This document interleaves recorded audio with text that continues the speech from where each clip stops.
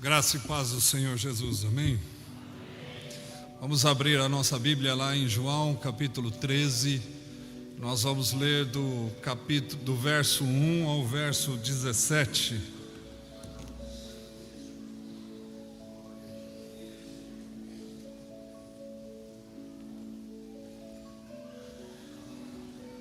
Enquanto você abre, eu quero agradecer desde já a oportunidade de estar junto com vocês.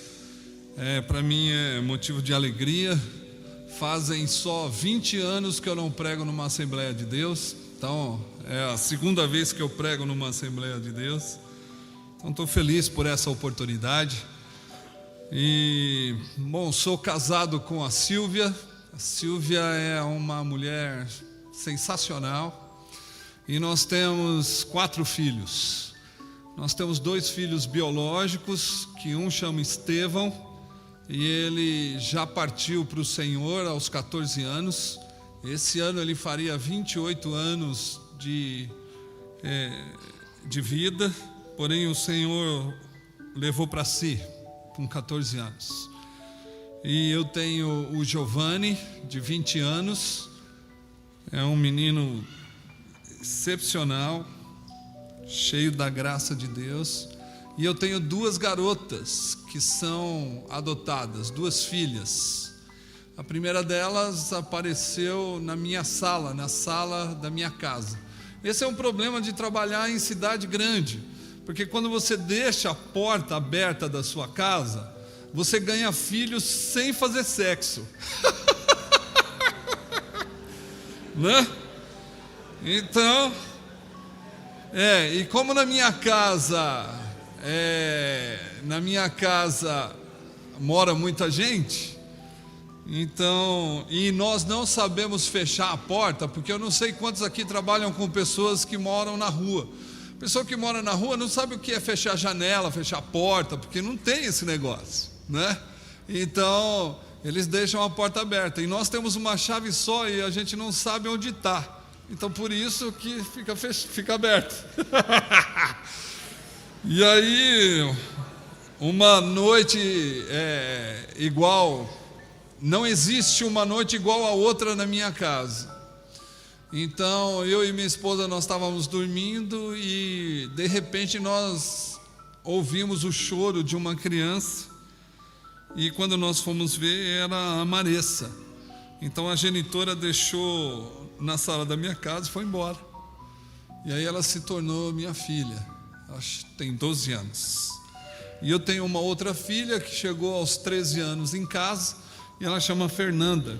Também teve dificuldades, por isso que ela chegou em casa. E as dificuldades que ela teve foi que ela foi abusada pelo padrasto, pelo tio e pelo primo no mesmo dia. E assim ela chegou em casa. Ainda hoje ela tem dificuldades de ser abraçada por mim e beijada por mim. Mas ela pode me abraçar e beijar quantas vezes ela quiser, né? Então ela agora é minha filha também. Hoje tem 27 anos, é formada em gastronomia e está esperando o futuro marido, né? Tá certo? Então essa é minha família nuclear. Agora eu tenho uma família que também mora comigo, que são pessoas que eu tirei da rua para morar comigo, com a minha família. Então, hoje nós temos travestis, prostitutas, nós temos ladrões, ex-ladrões, ex-traficante de droga e drogados na minha casa. Fazem já alguns anos que o último ex-assassino foi embora da minha casa, porque ele foi cuidar de uma chácara de um amigo meu. E eu falei para minha mulher essa semana que eu estou sentindo falta de morar com um assassino também, né? Então, porque assassinos são pessoas boas, são pessoas sensíveis. É que nós temos uma maneira de ver. Mas quando elas chegam em casa e elas se dobram ao Senhor Jesus, elas se tornam pessoas amáveis. e santas, porque não tem pecado que o sangue de Jesus não possa cobrir, né? Então vale a pena dar oportunidade para essas pessoas que nem mesmo a igreja tem dado. Vale a pena abrir a porta da casa e morar com travestis, com prostitutas, com assassinos, com bandidos, com drogados. Vale a pena. E eu vinha conversando no carro que todo mundo quer ser parecido com Jesus aqui, eu acho, né? Amém, irmãos? Está muito devagar para uma Assembleia de Deus, né? Amém, irmãos? Melhorou agora, não é assim? A gente não está aqui porque a gente quer parecer com Jesus, né? Jesus levou 12 para morar com ele. Quantos você levou para morar em casa? Acho que tem alguma coisa errada nesse cristianismo, né?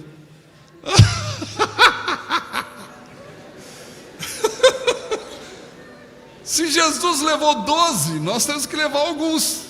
E parece que a Bíblia fala que nós vamos fazer maiores obras do que ele. Então a gente tinha que morar com 24 pelo menos. Não é não? Aí você vai falar assim, mas como que eu vou dividir comida? Você só pode ver o milagre da multiplicação se você tiver gente faminta do seu lado. Senão você nunca vai ver o milagre da multiplicação. É uma coisa impressionante.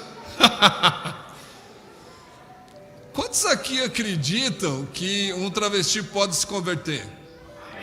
Amém, irmãos? Quantos aqui acreditam que uma prostituta pode se converter e virar uma mulher de Deus? Amém? Quantos travestis e prostitutas nós temos no nosso meio hoje?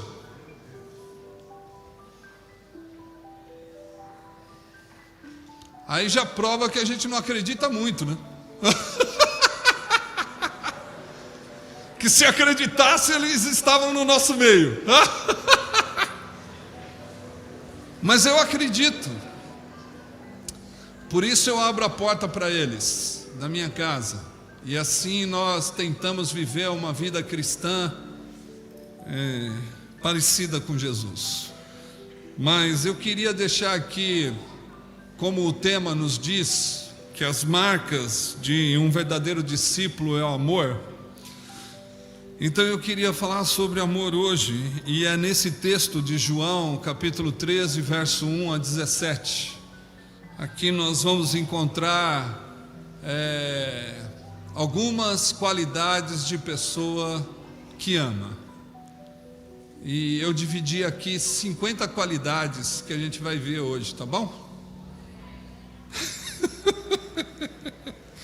Diz assim, vamos ler a Bíblia, João capítulo 13, verso 1 a 17.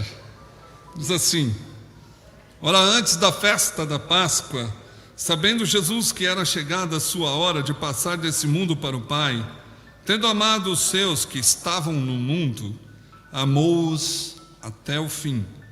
E durante a ceia, tendo já o diabo posto no coração de Judas Iscariotes, filho de Simão, que traísse a Jesus, sabendo este que o Pai tudo confiara às suas mãos, e que ele viera de Deus e voltava para Deus, levantou-se da ceia, tirou a vestimenta de cima e, tomando uma toalha, cingiu-se com ela. Depois deitou água na bacia e passou a lavar aos pés aos discípulos e a enxugar-lhes com a toalha com que estava cingido.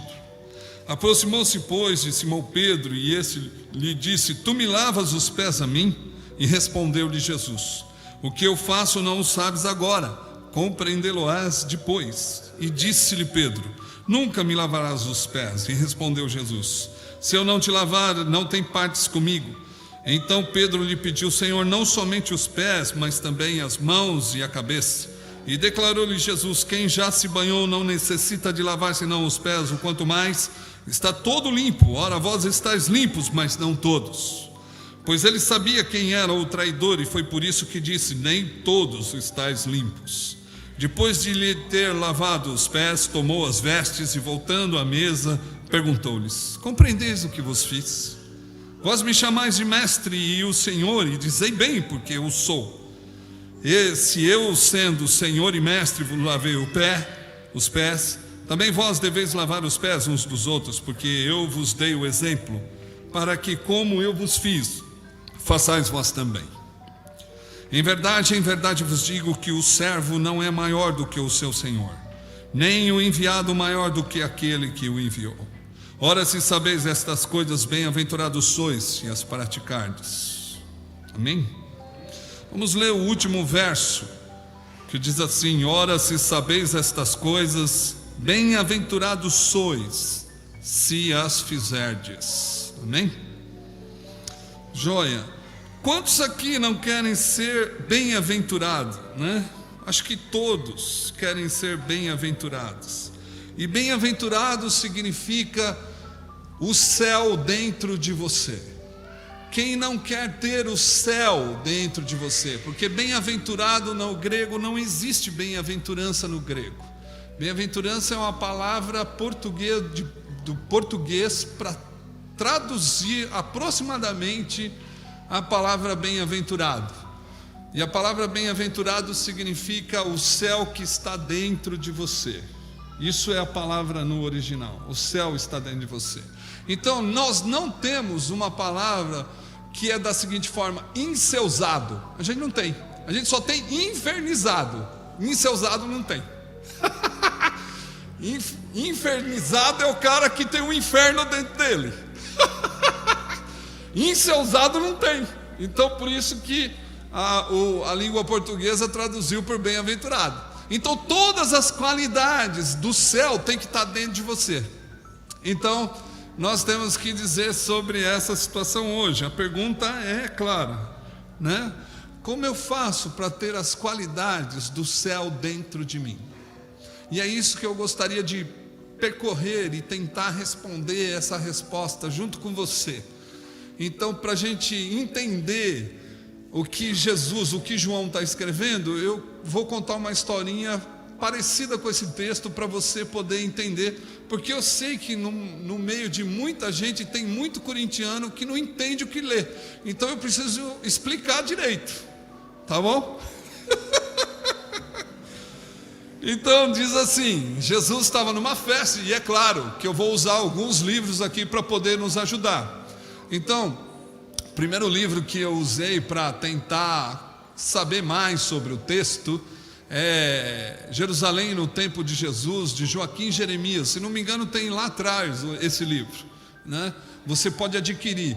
Quem é obreiro, pastor, tem que ler esse livro, chamado No Tempo de Jesus, ou seja, Jerusalém no Tempo de Jesus. Você tem que entender a dinâmica social, a cultura da época, para você poder explicar melhor o que está acontecendo. Não que eu saiba, mas é que eu aprendi desse livro, e eu estou querendo que você de verdade entenda também, para poder passar melhor para o povo, tá bom? E não só os pastores, você também pode ler, tá certo? Tá joia? Então esse é um primeiro livro. O segundo livro que nós usamos para tentar entender esse texto é As Parábolas de Lucas, da Vida Nova, que é do Kenneth Bailey. Esse homem, ele é um especialista em Oriente Médio. Então ele sabe de toda a cultura, de toda a expressão, de toda a forma de sentar, do jeito de agir. Vale a pena ler, porque vai acrescentar na sua vida, né? E o terceiro é o comentário de São Jerônimo, do Novo Testamento, que são homens biblicistas da melhor qualidade, tá bom? Então, se você quiser adquirir esses livros, você pode. Se você não quiser, também não tem problema, tá bom? Mas você vai perder. Então, aqui é a Páscoa, é a festa anual, é o lugar onde as pessoas estão se preparando para ser perdoada pelo pecado que ela cometeu. A nação inteira se reúne em Jerusalém no tempo da Páscoa para poder ser perdoada. E isso era um costume da época. Então Jesus, ele separa uma sala. Se você for ler todos os textos do Novo Testamento, dos Evangelhos, para entender, Jesus separa uma sala onde ele vai ceiar. É a última ceia que os biblicistas dividem o parágrafo predicado. E aí é o parágrafo que vai dividir o texto, que é para os pregadores. E ali Jesus, ele separa uma sala, e dentro dessa sala não era normal ter, a não ser uma mesa muito baixa, em U. Então não tinha cadeiras em volta, não era uma mesa reta, era uma mesa em U, baixa, aonde as pessoas se dobravam na mesa para comer, e elas sentavam nos seus calcanhares para comer, ou então debruçavam no chão para poder comer. E o rabi ou o rabone, ele ficava no meio dessa mesa em U, e as portas e as janelas tinham que estar abertas, porque os convidados poderiam entrar na sala, mas como era um rabi que ia jantar, as portas e as janelas tinham que estar abertas, para que as pessoas do lado de fora pudessem ver e também ouvir o ensinamento. Só os convidados podiam entrar, os que não eram convidados podiam estar do lado de fora, para perceber, para olhar, para ouvir. Então, em volta da casa que Jesus estava sentado para jantar com seus discípulos, ele estava no meio, os discípulos sentados todos nos seus calcanhares,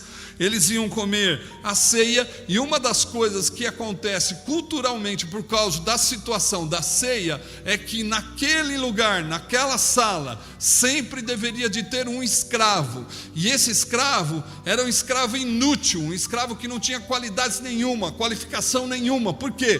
Porque ele só deveria de abaixar para lavar os pés. Então era um escravo que já não tinha mais qualidade nenhuma. Sabe aquele aposentado do INSS por doença que não vai receber nada nunca? Então é esse escravo que ele está aí, né? Porque a política de verdade no nosso país não funciona. Então o escravo ia estar lá, né, correndo atrás das dificuldades, mas ele ia ter que lavar o pé das pessoas, porque ele não tinha direito a nada, como todo brasileiro não tem direito, e também ele ia ter que ter o dever de lavar o pé de todos os discípulos que estavam lá. Por que lavava o pé dos discípulos na cultura? Além de lavar o pé, o dono da casa deveria de beijar o rosto de cada convidado, porque isso era uma maneira de honrar as pessoas que vinham entrando na sua casa. Mas só que naquele momento e naquela hora, o dono tinha dado folga ao escravo, e o escravo estava talvez almoçando no McDonald's, ou como ele é escravo, talvez no Bom Prato, né? Da cidade dele lá de Jerusalém, que é R$1. Então ou ele estava no McDonald's ou estava no restaurante Bom Prato, que é R$1. E naquela hora não tinha escravo nenhum para lavar o pé de ninguém. Então, como os discípulos precisavam lavar o pé, e por que lavava o pé? Porque era um odor, porque ficava próximo do pé a comida, e também as pessoas ficavam próximo dos pés, e os pés eram muito fedidos. Por que eram fedidos? Porque não tinha sapato na época, era sandália, e muitos andavam descalços. Então eles podiam pisar em algo que o cheiro era muito forte, e como não tinha saneamento básico e nem banheiro público na estrada da Galileia até Jerusalém, não tinha banheiro público, então as pessoas faziam as suas necessidades fisiológicas na beira da estrada. E muitos deles faziam as suas necessidades fisiológicas na rua. Então quando eles iam andando, eles podiam pisar numa coisa que é dura, mas no meio é mole, que ia passar no meio dos dedos, e ia ficar cheirando coisa ruim. Então é daquele jeito, está andando e subiu o fedor. E por isso, e como a caminhada era longa, endurecia no pé, e quanto mais andava, mais fedia. Por isso que tinha que lavar o pé, porque senão não conseguia comer de tanto fedor. E como eles sentaram e viram que o escravo não estava lá, eu acredito que aqui caiu o primeiro dom de língua comprida da igreja, porque todo mundo começou a falar assim: mas quem que vai lavar nosso pé? O Pedrão já falou para João da seguinte forma: João, descola do peito de Jesus aí, vai lavar nosso pé. Aí o Tiago falou da seguinte: não, vamos fazer uma assembleia para saber quem vai lavar o nosso pé.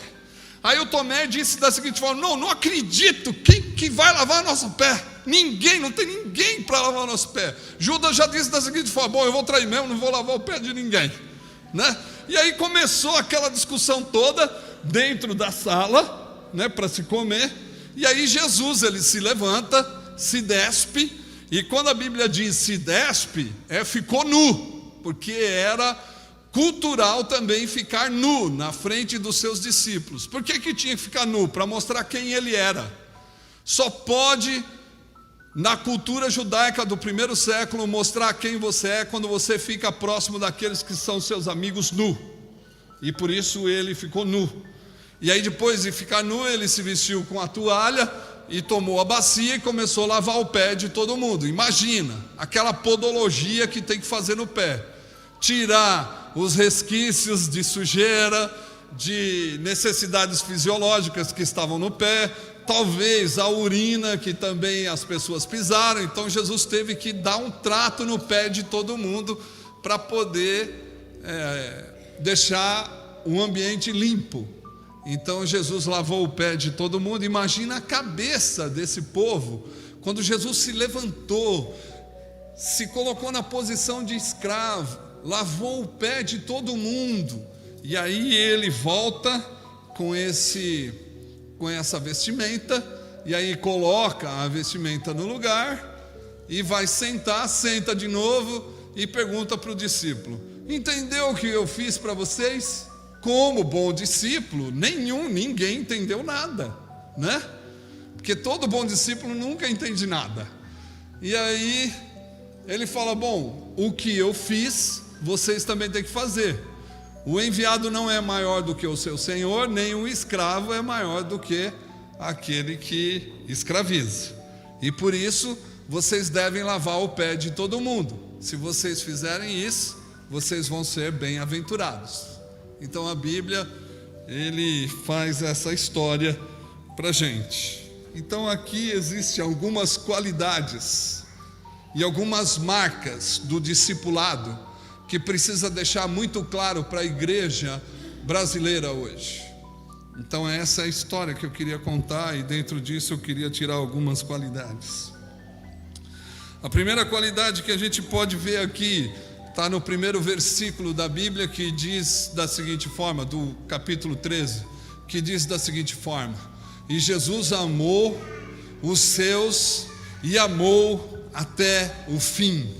Essa é a primeira marca do discípulo que de verdade quer seguir Jesus de perto. Ele tem que amar. E por que Jesus ama? Porque ele faz com que todos aqueles que acreditem nele, como diz em João capítulo 1, verso 19, que todos aqueles que creram, Deus deu o poder deles se tornarem filhos. Então, se eles se tornam filhos, eles se tornam irmãos. Então Jesus, ele tem que amar os seus irmãos até o fim. E aqui existe uma conotação de amar até o fim, porque amar até o fim é dar o direito da pessoa não te amar e você continuar amando. Essa é a condição cristã, essa é a condição do discípulo, essa é a marca essencial do Evangelho. É o amor que dá o direito da pessoa não te amar. E é algo que nós, como cristãos, precisamos aprender. Amar é dar o direito da pessoa não nos amar, e nós vamos continuar amando. E qual é o exemplo maior nesse texto que a gente pode perceber que Jesus ainda assim estava amando? O contexto maior desse texto, que vai dizer que Judas o traiu. E uma das coisas interessantes que acontece na cultura judaica é da seguinte forma: a pessoa que é amiga, ela pode molhar o pedaço de pão no vinho que está na mesa e comer do seu amigo. Então o vinho está no copo, está na taça, e as pessoas que são suas amigas, ela pode colocar o pão, molhar no vinho e colocar na boca. Esse é o exemplo que todo mundo dá de amizade. Mas quando é amigo íntimo, por isso que os discípulos não entenderam, A pessoa que é íntima da outra, ou que quer se tornar íntima, ele pega o pedaço de pão, ele coloca no vinho e dá para a pessoa comer. Essa ação é a ação que Jesus fez com Judas e não com os outros discípulos. Então isso faz com que Jesus ele permaneça da maneira que ele decidiu amar até o fim. E quando Judas trai ele com um beijo, a Bíblia deixa muito claro que Jesus diz da seguinte forma: é com um beijo, meu amigo, que você me trai. Então Jesus ele escolheu amar do começo ao fim e permaneceu amando, mesmo quando aqueles não me amam mais. Então a marca que precisa ser evidenciada na vida cristã ou na nossa vida não é amar as pessoas que nos amam, mas é amar as pessoas que não nos amam. Parece que na Bíblia, lá em Mateus 5, do verso 37 em diante, vai dizer da seguinte forma: ouvistes o que foi dito? Amarás o teu amigo e odiarás o teu inimigo. Eu, porém, vos digo: amarás o seu inimigo e vai orar por quem vos persegue. A Bíblia diz isso. Não é outro texto que está dizendo. Nós falamos que somos seguidores de um livro só. Porém, parece que nós não lemos e não entendemos e não praticamos aquilo que a Bíblia diz. Porque nós queremos amar só as pessoas que nos amam. Nós queremos gostar só das pessoas que gostam da gente. Nós não estamos dispostos a acabar com a violência da cidade, porque nós geramos violência quando nós não amamos o nosso inimigo.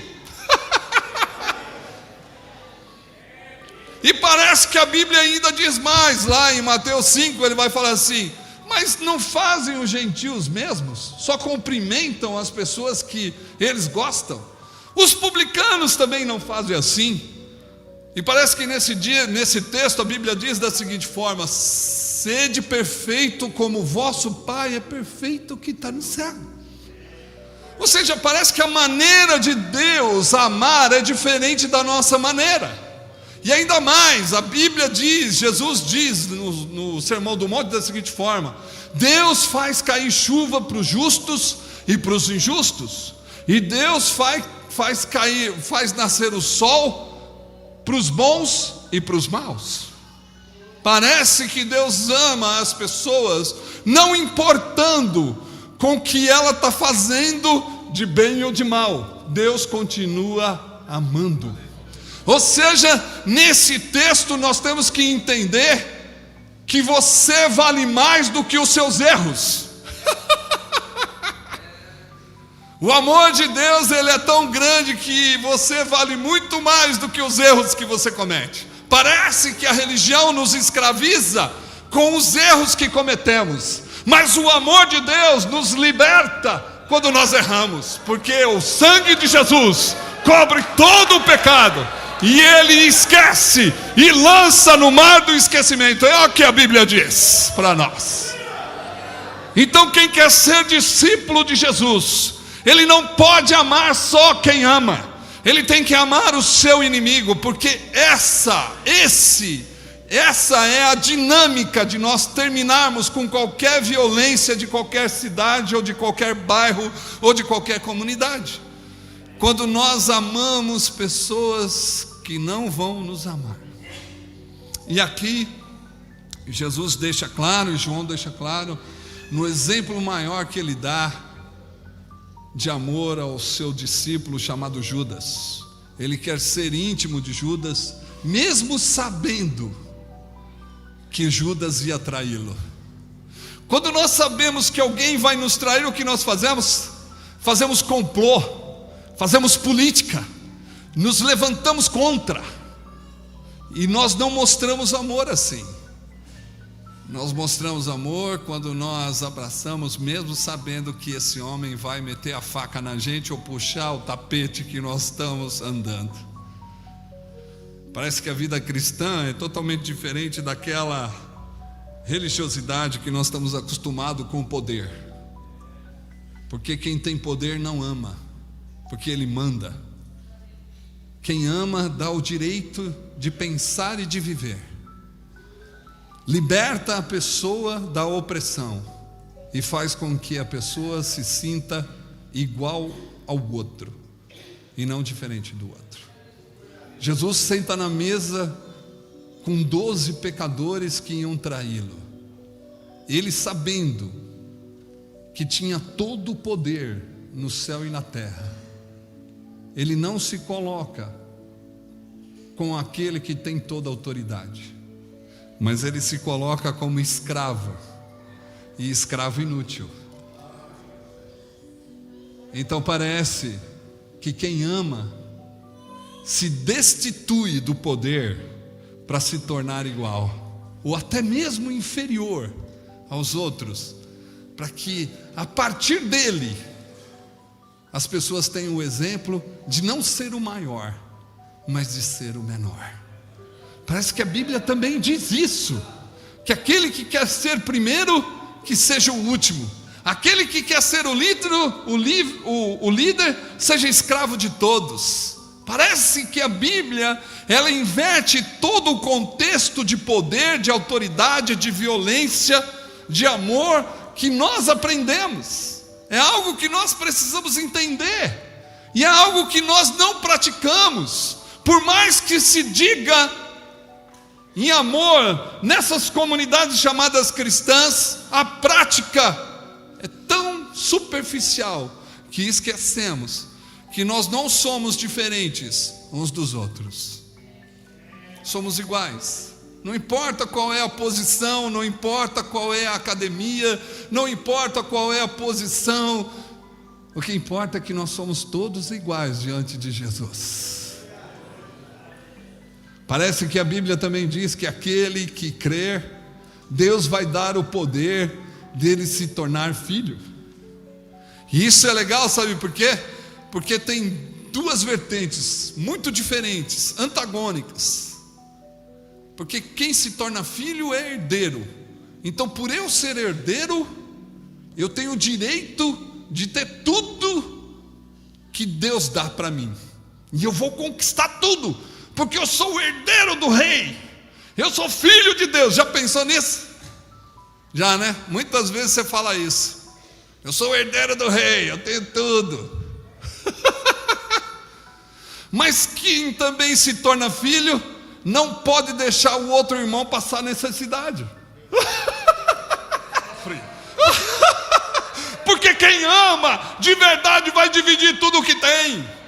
Então aqui, quem é filho também se coloca na mesma posição. Quem é filho não tem poder, é igual. Quem é filho não vai ter posições sociais maiores, mas vai querer estar debaixo ou na lavagem dos pés, e não numa posição de evidência, e nem mesmo uma posição que clarifica a pessoa dele, porque nós estamos interessados em se parecer com Deus, e não com outro que pode ser magistrado, que pode ser posições sociais, políticas e econômicas. Nós estamos procurando parecer com aquele que lava o pé dos sujos, dos imundos, e não daqueles que têm posição de abastado, mas na verdade vai ser dispensado por Deus de mãos vazias, porque é isso que a Bíblia diz em Lucas capítulo 1, verso 53. Deus vai encher a mão daqueles que têm necessidade, mas vai dispensar pessoas que estão abastadas. Então Deus tem uma preferência de que pessoas se tornem filhas, e quem é filho divide o que tem com seu irmão. Parece que tem um texto na Bíblia também que vai dizer, lá em 1 João capítulo 3, verso 16, 17 e 18, vai dizer da seguinte forma: se teu irmão que tem necessidade vier até você, e você tendo recurso desse mundo, encolher a mão para ele, a Bíblia diz, e faz uma pergunta: pode o amor de Deus estar nele. Eu não posso admitir, num país de desigualdade social, e aonde eu vivo, pessoas não comerem. Eu não posso saber que tem um irmão lá no Vale do Jequitinhonha, aonde as pessoas não comem, continuar não comendo. Por quê? Porque lá já tem 14 irmãos. Então todos esses irmãos é responsabilidade da família de Deus. E a família de Deus somos nós. E se somos nós, nós temos que alimentar os nossos irmãos que estão passando necessidade naquele lugar. Porque é aí que se manifesta o amor de Deus. Quando nós suprimos a necessidade daquele que não tem condições de viver. Então nós temos um discurso, mas a nossa prática, ela é hipócrita e herética. Nós podemos dizer da nossa teologia ortodoxa e reformada, mas ao mesmo a nossa prática é inércia total. Eu não posso admitir que uma pessoa ande de carro zero ou de CRV4 enquanto pessoas vêm de ônibus na igreja. Porque se nós somos irmãos, nós temos que ter a mesma condição social. Aí você vai falar, não, mas Deus me deu condições de eu ser. Certo? Deus te deu condições de você ser, mas para você dividir com aquele que não teve a mesma condição.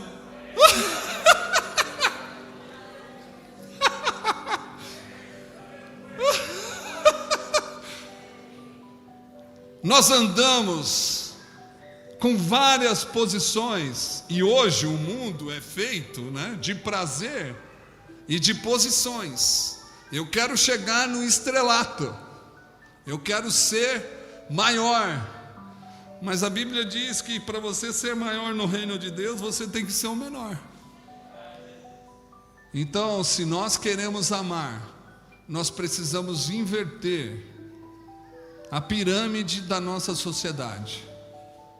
E a pirâmide da nossa sociedade tem que ser invertida, porque aqueles que passam necessidades, a igreja de Jesus precisa dar prioridade para eles. Existem várias pessoas no nosso país que pagam aluguel, e pagam aluguéis exorbitantes. E existem pessoas dentro da comunidade cristã que vivem da escravidão de alugar casas para outros irmãos. E isso é uma afronta a Deus, porque se você tem 2 casas e o seu irmão não tem nenhuma, você tem que dividir com ele, porque isso é amar. Se você tem 2 túnicas, você tem que dividir uma com ele. Se você come, você tem que dividir com quem não come. Se você tem carro, vem sozinho, é uma afronta a Deus. A pobreza é uma denúncia contra a inércia da igreja.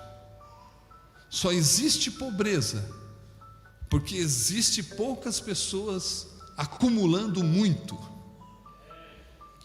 Então a vida e a Bíblia condena o acúmulo de riqueza. Por quê? Porque o acúmulo é que traz diferença econômica e social. E Deus quer que a gente divida.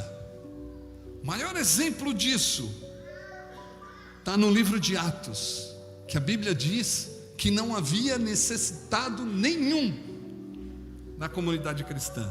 Sabe por quê? Porque os ricos pediam para dividir com os pobres, porque eles entenderam que a riqueza não pode estar aqui, porque o ladrão rouba, o ferrugem corrói e a traça come. E aonde está o seu tesouro? aí vai estar o seu coração. O nosso tesouro tem que estar, o nosso coração tem que estar nas pessoas. E nosso coração não pode estar nas coisas, porque as coisas têm que valer menos do que as pessoas.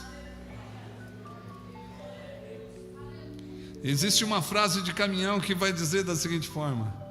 Eu parei para anotar essa frase.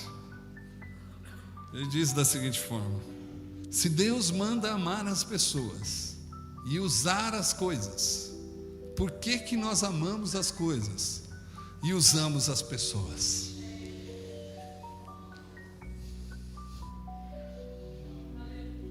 Nós temos que começar a inverter os valores. Nós temos que valorizar as pessoas mais do que qualquer erro que ela cometeu. Não importa qual é o erro que ela cometeu, nós temos que amá-la. Não importa. E eu quero terminar essa divisão para a gente passar para a 49ª, com um exemplo. Na minha casa, eu tenho um ex-traficante de droga internacional. Ele viveu 10 anos preso e ele traficou muitos quilos de cocaína pelo mundo. E eu o conheci no aeroporto, chama Mário. E ele era um viciado em cocaína pura.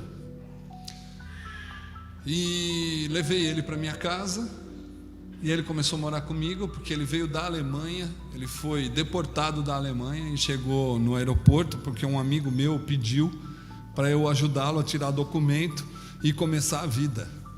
Então eu fui ajudar esse meu amigo, que ele já me ajudou muito na Alemanha também. E cheguei no aeroporto, cumprimentei o Mário, entrou no carro, e aí eu fiquei conversando com ele. Pô, mas você veio da Alemanha, que país lindo, que país maravilhoso. Você conheceu tal coisa, você conheceu Berlim, Eu falei, não, Paulo, eu estava preso 4 anos, não conheci nada da Alemanha. Aí eu falei, poxa, então você é gente boa, né? Eu falei, sou traficante de droga internacional. Eu falei, poxa, chegou na casa certa. Você vai morar comigo, rapaz, até eu endireitar os documentos. Se você quiser continuar morando, você pode. E ele trouxe R$6.000 da cadeia, porque quem trabalha diminui a pena e ganha, só recebe depois que sair da cadeia. Então ele trabalhou pouco por 4 anos que ele ficou lá, mas ele levou R$6.000 embora. Esses R$6.000 ele começou a pegar para usar droga e se prostituir. Então ele sempre nos enganava. Ele achava, né, que estava nos enganando. E pegava o dinheiro, saía, ia usar droga e cheirar. E eu estava escrevendo o meu trabalho de escola na madrugada, porque eu só consigo ter silêncio na madrugada. Então eu esperava ele chegar. E aí ele chegava no fundo, olhava pela janela com uma cara envergonhada, e eu falava assim, pô, Mário, que bom que você voltou. Deus está te dando mais uma chance. Vai dormir, cara, amanhã a gente conversa. Primeira vez, segunda vez, terceira vez, a mesma coisa. Na 5ª vez eu decidi abrir a porta. E a hora que eu abri a porta, ele entrou. Eu dei um grande abraço nele. Peguei ele, dei um abraço enorme nele. Falei, cara, como Deus te ama. Você está vivo. Você é meu irmão. Não posso te abandonar. E aí ele começou a me esmurrar o peito, pá, pá, com muita força, e falar para mim assim, por que você está fazendo isso? Eu falei, só estou fazendo isso porque se eu não te der uma nova chance, eu nunca vou mostrar que Jesus te ama. E ele falou assim, sabe por que eu estou fazendo isso? Eu falei, não. Estou fazendo isso porque todas as vezes que eu fiz isso com o meu pai e com a minha mãe, eles me mandaram embora. Eles me abandonaram. Minha família toda me abandonou. Eu não tenho mais ninguém hoje, por causa dos meus erros. Aí eu olhei e falei para ele assim, Mário, mas tem um cara que diz na Bíblia da seguinte forma, se o teu pai e tua mãe te abandonar, eu, o Senhor, jamais te abandonarei. E nessa hora ele sentou e se dobrou, começou a chorar e falar para mim assim: eu não sei o que acontece na sua vida, mas eu sei de uma coisa, que hoje você vai poder contar comigo, porque eu quero conhecer esse Jesus que nunca ninguém me mostrou. O que eu fiz demais? O que eu fiz demais? Não fiz nada demais, porque a Bíblia manda eu fazer isso, e quem obedece não fez nada demais. É o que a Bíblia diz. Terminando os seus dias, você fez tudo o que devia de fazer, pode se considerar servo inútil. Não fez nada demais. Amar quem não te ama é fazer nada demais, porque você só está obedecendo quem mandou. E vai se considerar servo inútil. Tem gente que vem na frente da igreja ou atrás da igreja, sei lá, e a gente apresenta: esse é o servo de Deus. Aí eu fico pensando: será que ele já lavou o pé de alguém? Será que está obedecendo de verdade? Será que está amando ao ponto de dar a vida por ele? Será que está estendendo a mão ao necessitado? Será que está abraçando o inimigo mesmo quando ele vem para te trair? Será que de verdade nós vamos estender o copo, molhar o pão e dar na boca dele para ser íntimo ainda? Será que de verdade a igreja está disposta a abrir mão e amar de verdade como Cristo amou?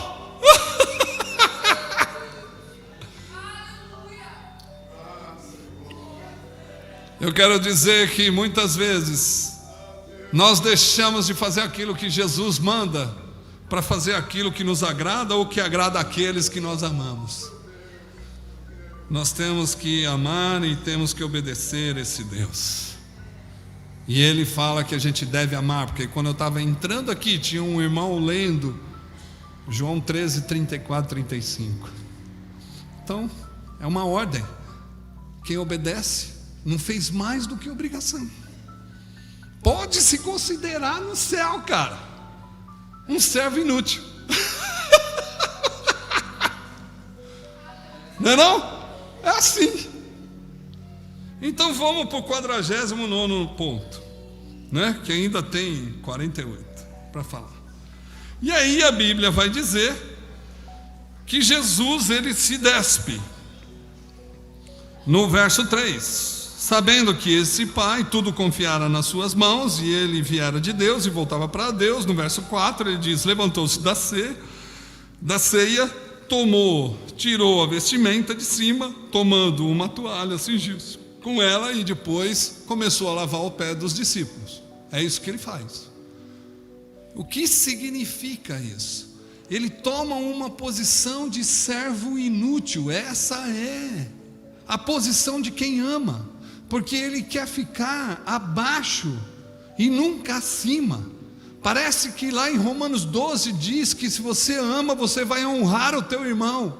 E honrar o irmão no grego significa levá-lo no ombro, para que ele possa ser ovacionado pelas ações que ele está tendo ou pelo que ele é como irmão.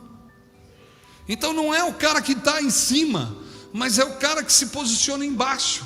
Então nós podemos dizer da seguinte forma: quem ama desce as escadas da autoridade para se misturar com aquele que é irmão em Cristo. Então não importa o que eu estou fazendo ou deixando de fazer, eu tenho que me misturar com as pessoas, porque é ali que Deus quer que eu fique, é ali que Deus quer que eu esteja. Eu quero dizer para você, meu irmão, minha irmã, que eu tinha uma posição razoável numa empresa automobilística em São Paulo. Eu ganhava aproximadamente 35 salários mínimos. Eu tinha um grupo que eu podia mandar e eles faziam tudo o que eu mandava. 17 pessoas eu coordenava. Ganhava mais ou menos, há 20 anos atrás, 17 mil reais. Salário de político, né? Que não gasta com nada. Mas eu estava na minha sala, fechado no meu computador, e uma pessoa com necessidade veio conversar comigo. Eu ganhando esse salário todo que eu ganhava, sendo crente, do jeito que eu achava que deveria de ser, abençoado por Deus com o salário que eu tinha, e eu só gastava comigo esse salário. E ele veio conversar comigo, e ele era o meu subordinado. Eu falei: eu não posso fazer nada por você, cara. E aí ele desceu as escadas da minha sala, chorando, achando que o cristão podia resolver o problema dele. E quando eu falei que não podia fazer nada, e ele desceu as escadas chorando, eu saí. E quando eu estava saindo do meu escritório, eu me encontrei com Deus. E eu me encontrei com Deus de uma forma poderosa, que esse Deus disse para mim: pode o meu amor estar em você, se na hora de você servir com o seu salário, você não serve? Não é dar 10% não, irmãos, é suprir a necessidade. 10% é para quem é egoísta, né? Para quem acha que está fazendo alguma coisa. Se você está dando 10%, você está só obedecendo. Então você tem que ir além, porque a gente tem que ir além dos fariseus. A Bíblia diz isso. Bom, mas aí, se você acha que você está tranquilo dando 10%, você não passa de um religioso, hipócrita e imbecil ainda. Você tem que dar mais, porque Deus, Ele deu a vida. E Jesus, ele fala para uma mulherzinha que colocou uma moeda: essa deu tudo. Aí eu sentei na cadeira e falei assim: Deus, o que o Senhor quer que eu faça? Ele tem salário, está passando necessidade, você tem que dar, porque é dando que você vai receber. Aí eu pensei que eu ia receber mais, então vou lá ajudar. Não é que eu recebi mais, eu recebi mais gente para ajudar. Recebi mais gente para eu ajudar. Aí Deus pediu o meu salário, eu dei. Deus pediu o meu apartamento, eu dei. Deus pediu os meus carros, eu dei. Deus pediu o meu filho, eu dei. Deus pediu a minha saúde, eu dei. Eu não sei quanto tempo de vida ainda vou ter, mas Deus pediu a minha saúde e eu dei. Se Ele pedir mais algo, eu vou dar, porque eu sei que assim eu vou ser servo e vou estar debaixo das mãos poderosas daquele que é meu Senhor. E aí eu saí da Vox, saí dessa empresa que eu trabalhava e fui servir a Deus no meio dos marginais, que eu estou até hoje. E aí eu tive um encontro com uma garota, e essa garota me fez entender o Evangelho. Uma traficante grávida, ela me fez entender o Evangelho. Eu ensinei essa garota por 4 anos, chamada Daniela. E ela era criança, dos 8 aos 12 ensinei. Aos 12 anos ela some, e aos 16 anos eu a encontro novamente na rua. E eu saio correndo atrás dela, ela entra no prostíbulo, eu entro junto com ela e pego ela no primeiro andar. E eu começo com toda a ideia reducionista que a gente tem sobre a palavra de Deus. E comecei a condená-la pela atitude que ela estava tendo de vender droga, de estar grávida, porque eu falei para ela que ela não deveria de fazer isso. E eu falei, você não é crente, e ainda dei risada para falar para ela que ela ia para o inferno. Como todos ou muitos fazem isso. Dão risada das pessoas que estão indo no inferno. Até tem um hino que é dessa forma, né? Eis os pilhões em trevas tão medonhas. E a gente canta feliz da vida, né? Devia de cantar chorando, né? Não é? E aí eu conversei com ela, mas duro. Fui muito duro com ela. Falei, você não é crente, você não conheceu Jesus, você vai para o inferno mesmo. E ela falou assim, tio, eu chorando, com as pedras no chão já, chorando. Ela falou, tio, eu queria ser crente, eu não consigo. Eu falei, como que você queria ser crente e não consegue? Eu te ensinei todo o caminho. Então, tio, eu gostava de ouvir sua palavra, eu gostava de ouvir suas histórias na rua que o senhor contava para mim. Mas quando o senhor ia embora, o senhor ia para o quarto do senhor dormir na cama. E eu tinha que escolher um papelão para mim dormir debaixo da marquise. E muitas vezes não dormia porque os guardas vinham lá para bater em mim. Eu sei que o senhor me levou várias vezes para dormir na sua casa, mas não era minha casa é a rua, e eu não tinha como ir, como ser crente. Eu via a vida do Senhor e via a minha, como que eu vou ser crente? Aí ela falou para mim da seguinte forma, o Senhor me pagava de vez em quando um restaurante, lanchonete, para a gente estudar a Bíblia, eu gostava, porque eu não comia. De vez em quando o Senhor me levou em casa para comer. Sabe o que eu tinha que fazer? Esperar um restaurante e trazer comida para mim, porque de vez em quando eu não tinha nem o que comer. E aí de vez em quando estava azeda a comida.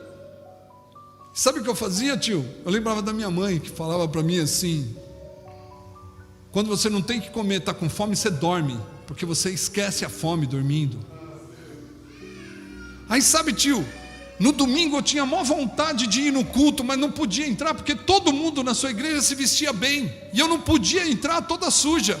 Então eu ia na 25 de março, roubava lá, tomava banho no Parque da Luz, me vestia e ia no culto com o Senhor de roupa limpa.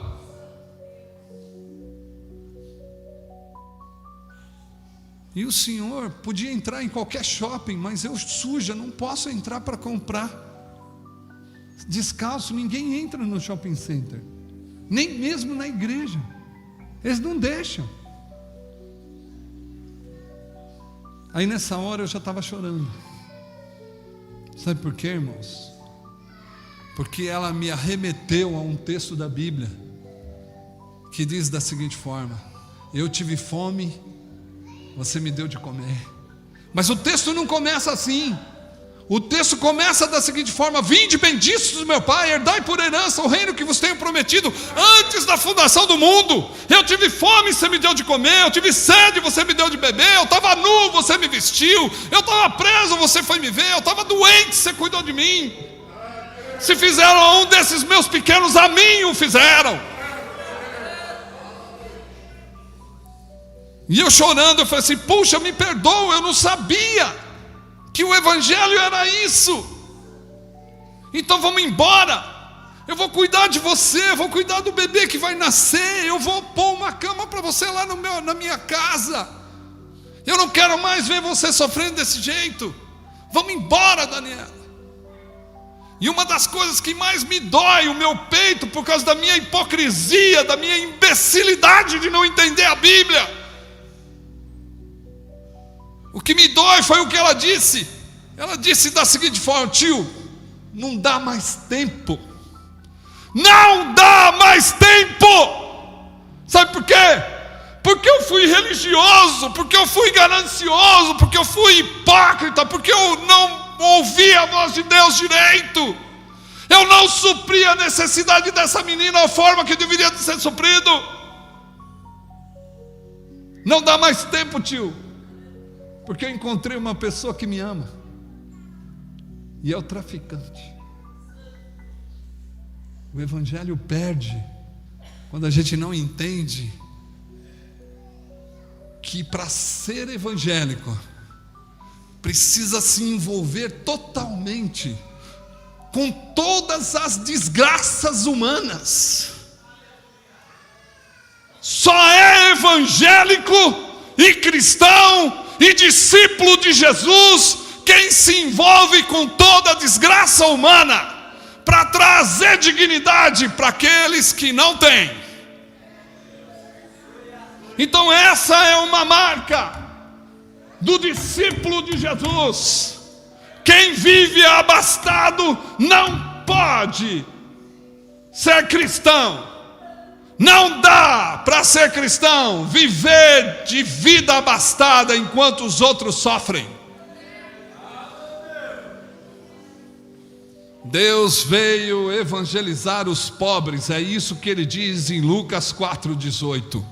E evangelizar os pobres não é falar, é viver para que eles possam viver, ou até mesmo morrer para que eles vivam. Nós temos que dar a vida por aqueles que ainda não entenderam do evangelho e que ainda sofrem. E nós não somos e não estamos no caminho. Nós não somos o necessitado, nós não viemos aqui buscar bênção, nós somos a resposta que o mundo precisa para a mudança do nosso país, para a mudança da nossa cidade, para a mudança do bairro onde estamos. Nós somos a resposta, porque Deus vai suprir toda a necessidade nossa. É assim que vive o Evangelho.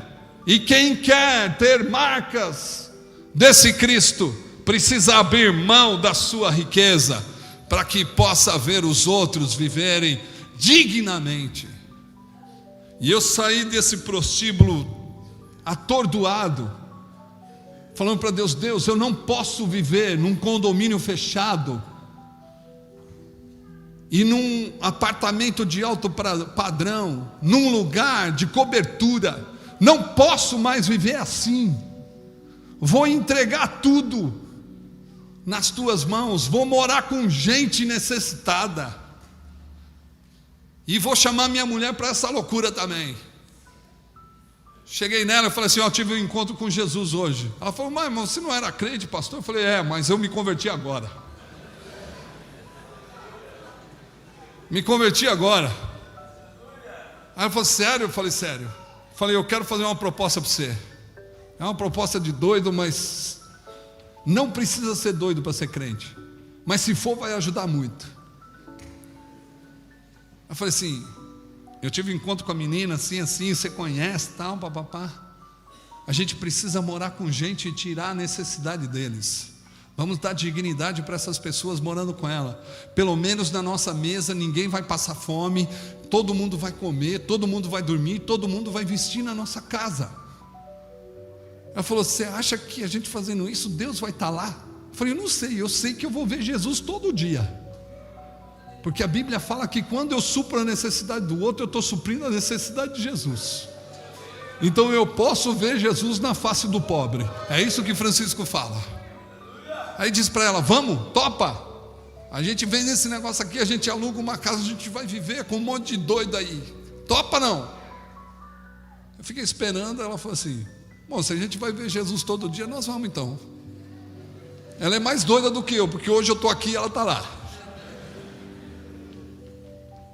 E aí nós falamos para Deus, orando, falando assim: os nossos filhos serão os termômetros, porque se eles tiverem problemas, nós vamos ir embora. Aí cheguei num pastor, que é outro doido, que mora também com pessoas na Alemanha. Ele deixou de ser juiz, magistrado para morar. Eu falei para ele: eu vou morar com pessoas. Ele falou: faz muito bem, vai ser igual Jesus. Aí eu falei assim: mas eu tenho medo. Eu falei assim: eu também tenho. Mora com 200 pessoas. Eu também tenho todo dia. Eu falei assim: então, como que vai ser meus filhos? Como serão minha mulher? E se um pedófilo chegar? E se maltratarem meus filhos? Ele chamou eu para a sala dele, acendeu uma vela na mesa, sentou, toma um café. Aí eu tomei um café, ele falou assim: Paulo, viver o Evangelho é correr o risco de morrer todo dia. E eu disse para ele: bom, se os meus filhos morrerem, eu vou estar servindo o Evangelho, então eu vou correr o risco de morrer todo dia. E ele falou para mim assim: então vai, e eu vou orar por você daqui. 16 anos se passaram, ninguém tocou na minha esposa, ninguém tocou nos meus filhos. Eu sou respeitado pelos marginais da cidade. Todos os bandidos e traficantes me conhecem. Quando eu entro na favela que eu trabalho, todos eles me cumprimentam. Vai aí o Macarrão, que é nosso amigo, que quer uma vida diferente para nós. Correr o risco de morrer não significa que vai, mas que está disposto a dar a vida pelos outros. Servir, irmãos, não é só vir aos cultos de domingo, porque vir aos cultos de sábado, de domingo, nas conferências, não me faz ser crente. O que me faz ser crente são as atitudes fora desse templo, porque nesse templo as pessoas usam máscaras. E existe um filósofo chamado Søren Kierkegaard que vai dizer que os encontros dos cristãos são como bailes de máscaras, porque ninguém conhece ninguém.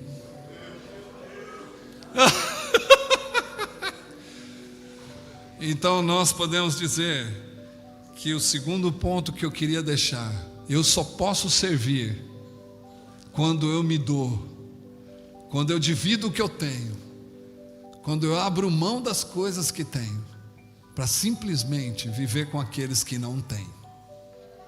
Eu estou servindo. E essa menina me mostrou que eu podia viver. E até hoje eu gostaria que ela viesse morar comigo, porque eu queria me redimir com o Senhor, porque não pude ouvir a voz dele quando ele me mostrava ela claramente na rua, não comendo, não morando, não vestindo, passando frio. E aí eu lembro de um texto que está lá em Romanos 8, que vai dizer que a natureza geme pela manifestação dos filhos de Deus. Então, quando uma criança geme de frio, ela está esperando a manifestação dos filhos de Deus. Quando um homem de rua geme de fome, ele está aguardando a manifestação dos filhos de Deus. Quando uma pessoa não tem casa, ela está gemendo e está esperando a manifestação dos filhos de Deus. Aonde estão os filhos de Deus para se manifestar a favor dessas pessoas? Aonde você está? Se uma pessoa morre de frio, de fome, é porque você não se manifestou como filho de Deus. Eu disse para Deus: Deus, enquanto eu viver, a minha casa será aberta para todos, porque eu quero me manifestar como filho teu, e sendo filho eu não posso ver pessoas passando necessidade. Eu quero levá-los para casa e fazer com que eles tenham vida. E é essa situação que o país tem que viver. É isso que nós temos que lutar, para que ninguém morra de fome, para que ninguém morra de frio, para que todos possam ter dignidade no seu país que vive. Se nós falamos que somos irmãos e vamos morar no céu, nós não podemos deixar as pessoas que vão morar no céu sofrerem aqui na terra. Somos resposta para isso. Não podemos deixar mais isso acontecer. Temos que lutar por causa de salários injustos. por causa de pessoas que abusam do seu poder para poder ganhar dinheiro à custa dos pobres e necessitados desse país. Somos 90 milhões de miseráveis nesse país.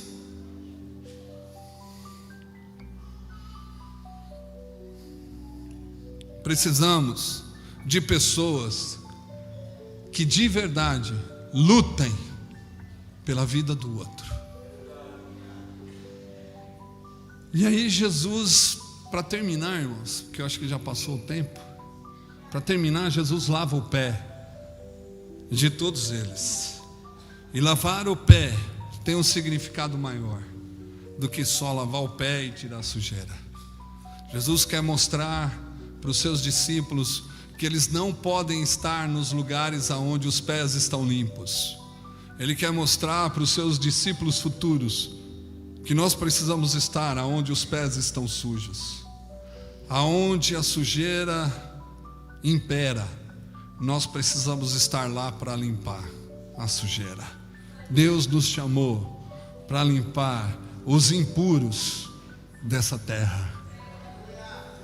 E nós precisamos, com essa atitude, mostrar que eles podem se parecer com Jesus na santidade de Deus. E é uma das coisas que nós temos que fazer: estar do lado de pessoas que a religião, ela macula, pessoas que são impuras para a religião. É ali que nós precisamos estar, em lugares que pessoas são impuras para a religião, porque o evangelho vai aparecer lá, para os doentes e não para os sãos. Nós precisamos estar lá, e isso vai fazer com que eles se pareçam com Jesus. E é essa a ideia de lavar o pé. Quando o discipulador lava o pé do seu discípulo, é que ele está querendo que o discípulo seja igual a ele, que se dobre. Um Deus encarnado que se dobrou para lavar o pé da humanidade. Mas nós hoje queremos estar na posição de ser lavado de novo. Mas Deus está te dando a oportunidade de você se dobrar como homem para servir a humanidade. É algo que nós precisamos fazer urgente nesse país, nessa cidade, nesse estado. Se dobrar à humanidade para fazer com que ela se torne limpa. E eu quero terminar com um exemplo de uma mulher que me chamou a atenção, e depois eu quero dar uma prática para você, se você assim quiser.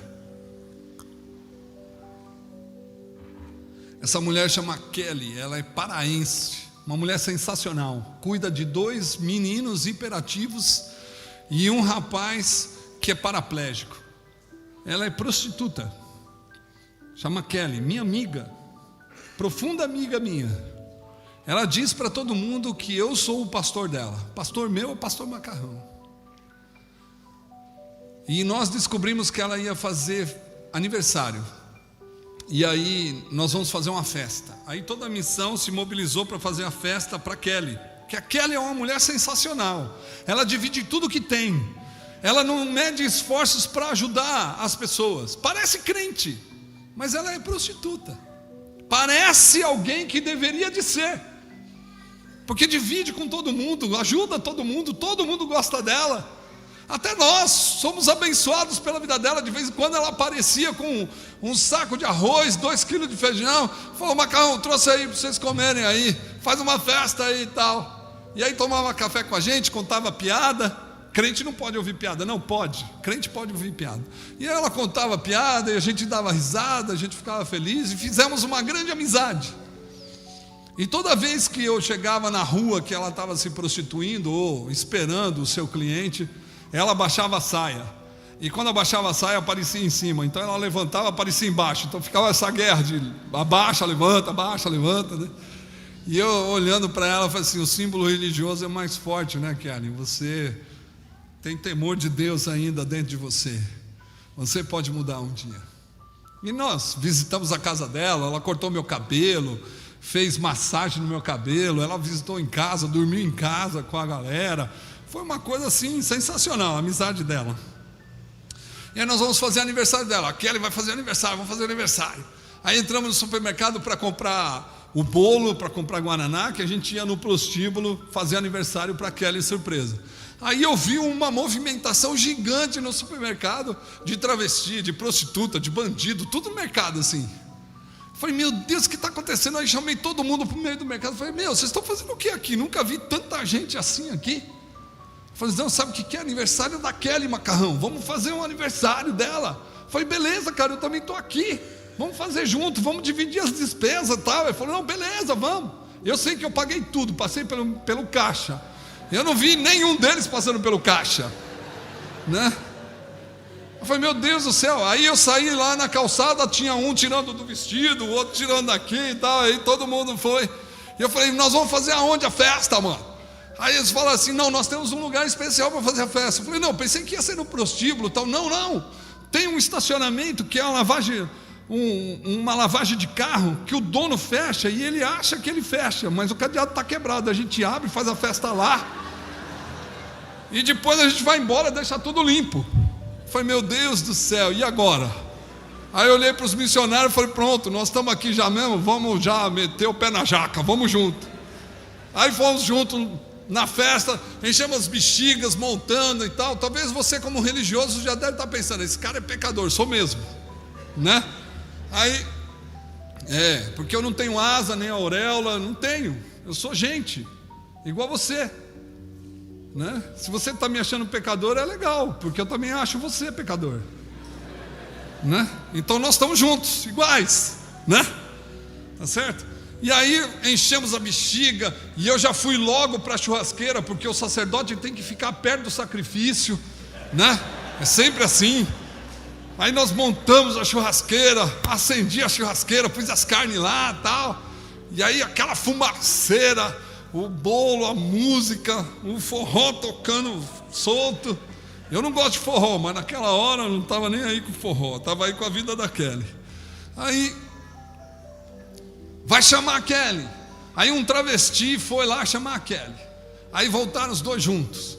E aí todo mundo cantando parabéns e tal, vamos comer o bolo. Sabe como é que é crente? Onde tem crente tem que orar antes de comer. Então aí eu falei, não gente, vamos orar aqui pela Kelly.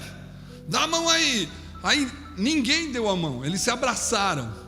Aí nós abraçamos juntos. Imagina, travesti, bandido, prostituta, assassino, todo mundo drogado, traficante, todo mundo lá. Eu nunca fui numa festa tão abençoada que nem essa.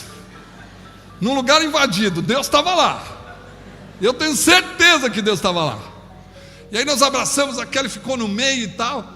E eu não sei quantos sabem, né? Mas a genitália do travesti, ela é presa diferente na lingerie dele, porque a calcinha de um travesti é diferente da calcinha de uma mulher. E quando a gente estava orando, a calcinha do travesti quebrou. E quando quebrou, sabe como é que é, né? Aí apareceu o negócio. E a gente continuou orando, e ele tentando guardar e não conseguia, né? Mas orando também. Ele estava orando, e ele percebeu que Deus estava lá. E todo mundo começou a chorar, e eu não sabia por que todo mundo estava chorando na oração. E aí eu continuei orando. Aí nós terminamos a oração. Aí vamos comer o bolo. Aí o pessoal veio, sentou com os missionários conversando. A maioria deles já passaram por igreja evangélica e sentiram a saudade de Deus na oração, né? Todos eles deram esse testemunho. Aí a Kelly cortou o bolo e tal, pôs num pedaço de prato assim, e o garfinho. Falou, gente, eu quero falar um negócio para vocês. E sabe como é que é? Ela é paraense, gigante, né? E ela pôs silicone no seio, ficou com um seio gigante, né? Um vestidinho curto, loira assim, que amarrou o cabelo loiro, tudo mal amarrado ainda. E ela falou, quero falar um negócio para vocês. E quando a Kelly abre a boca, todo mundo fica quieto, né? Aí todo mundo ficou quieto. Ela falou assim, eu quero falar uma coisa, eu quero dar esse pedaço de bolo aqui para a pessoa mais importante que eu acho hoje. Eu nunca pensei que essa pessoa ia me amar, mas eu quero dizer que ela me ama. Tem pessoas aqui que mostram para mim todo dia que ela me ama. Eu quero dizer que Eu quero dar esse pedaço de bolo para a pessoa que vai me tirar da prostituição.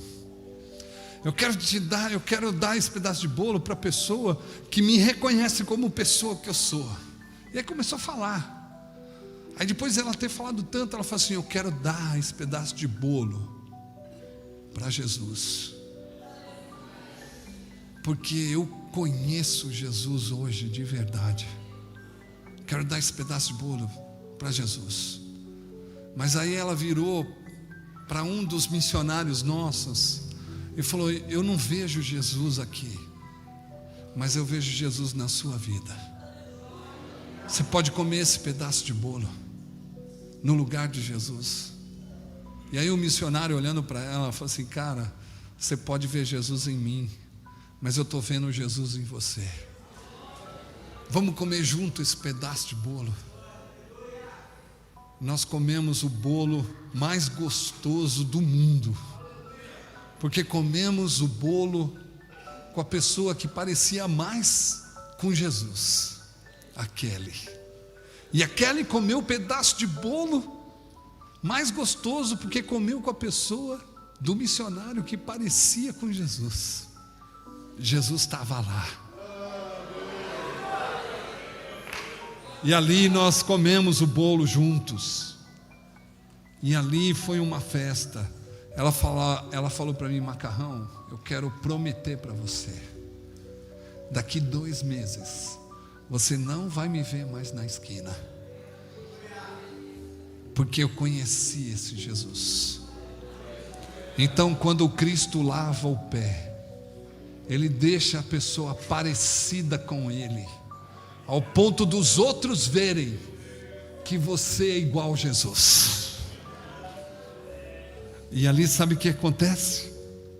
Depois de 2 meses, essa mulher cumpriu a palavra dela. Não se vê mais ela na avenida. Ela entendeu quem é Jesus, porque um dia alguém se aproximou das pessoas que a religião trata como imunda e como imundo, para simplesmente fazer com que ela se tornasse discípula de Jesus. Todos aqui podem se tornar discípulos de Jesus.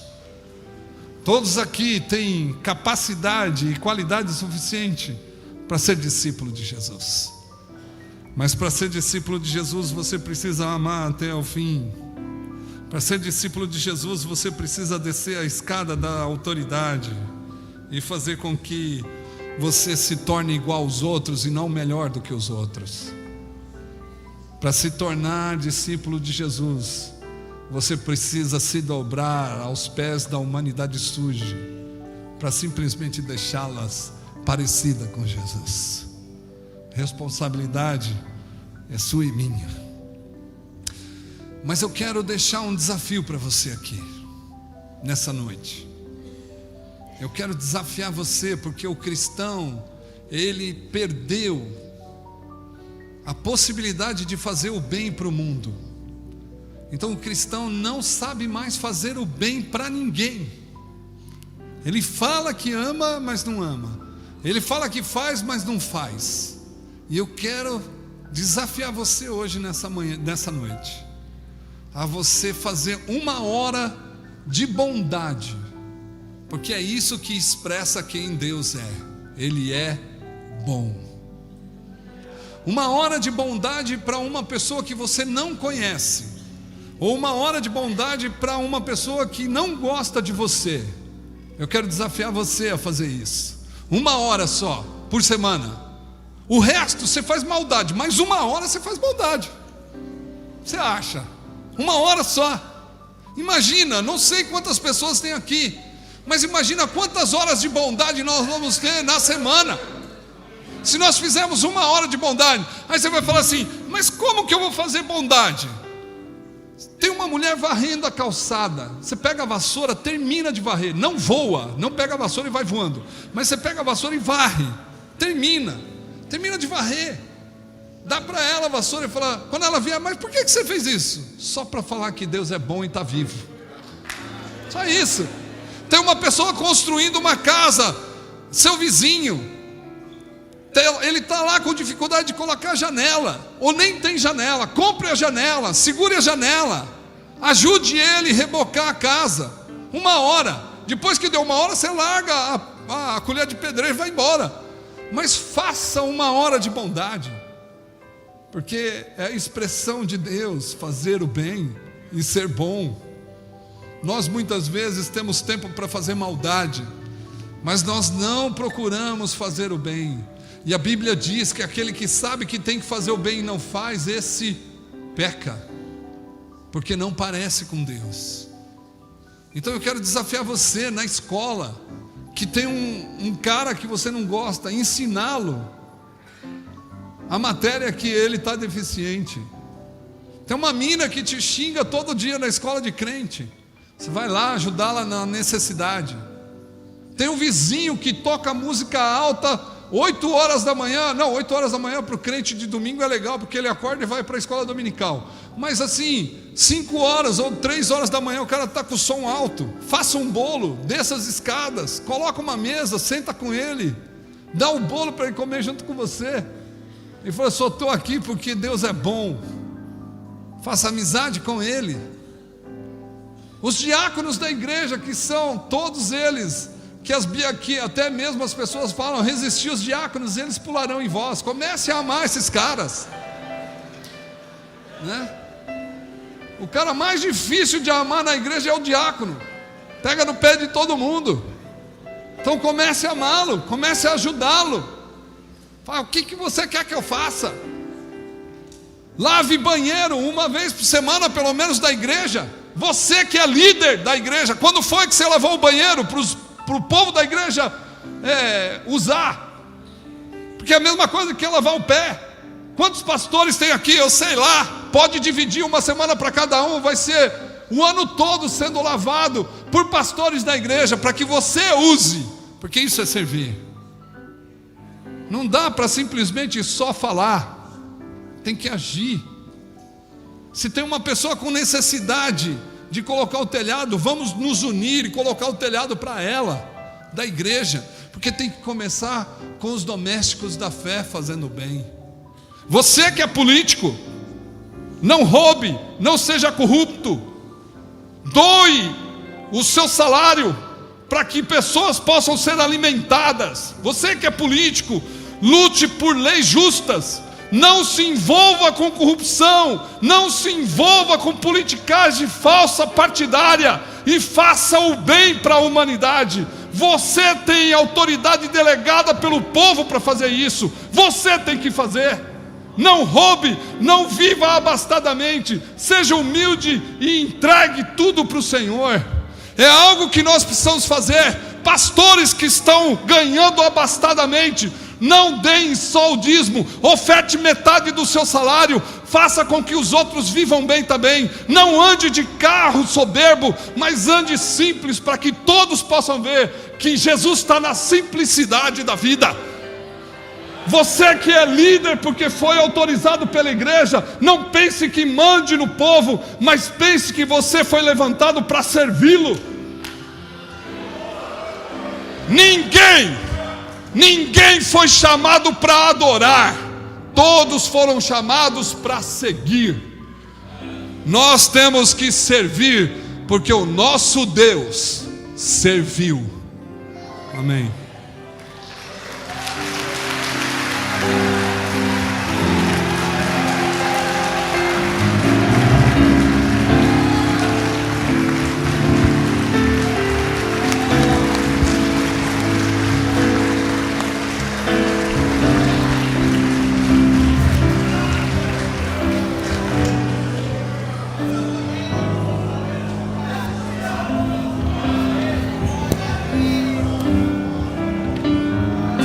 Primeiro amor. Se você pode cantar, cante essa canção.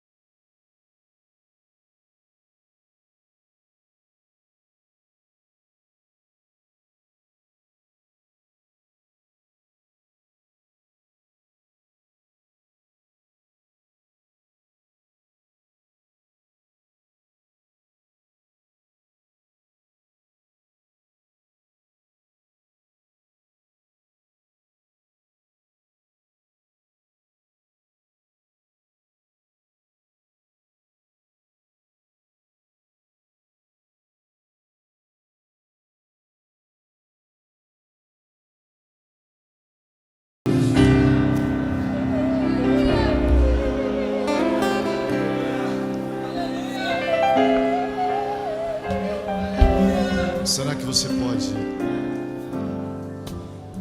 juntamente comigo, fazer uma oração em silêncio? Porque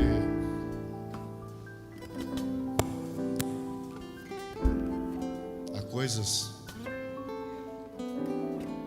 que até falar é vergonhoso. Escurva a sua cabeça. Não faça muita promessa para Deus, não. Prometa nada para Jesus, não. Apenas peça misericórdia para Ele. E que nos próximos dias você possa se encontrar com essa misericórdia, que nós nos encontremos com ela. Porque só assim nós podemos ser poupados. A Bíblia diz que na multidão das misericórdias nós não somos consumidos. Eu não vou orar no microfone, mas faça oração com a sua alma.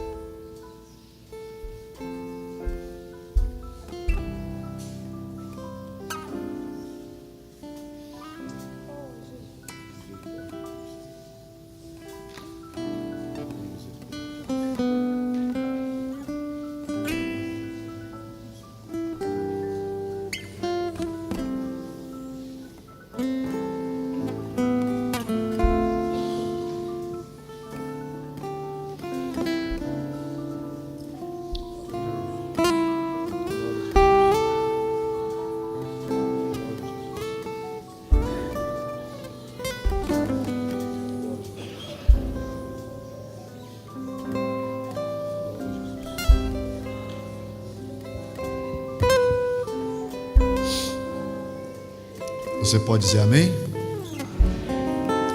Mas de pé mesmo nós já vamos encerrar. Eu quero apenas registrar com alegria a presença do amigo Correia Neves Júnior. Cadê o Correia Neves Júnior? Está ali. Deus te abençoe. Sua esposa Milena, Deus te abençoe. Prazer conhecê-la. E os filhos, o filho, né? O filho João. Deus te abençoe, João. E a sua assessora Correia Neves Júnior, Denise, Deus te abençoe. Todos vocês sabem que o nosso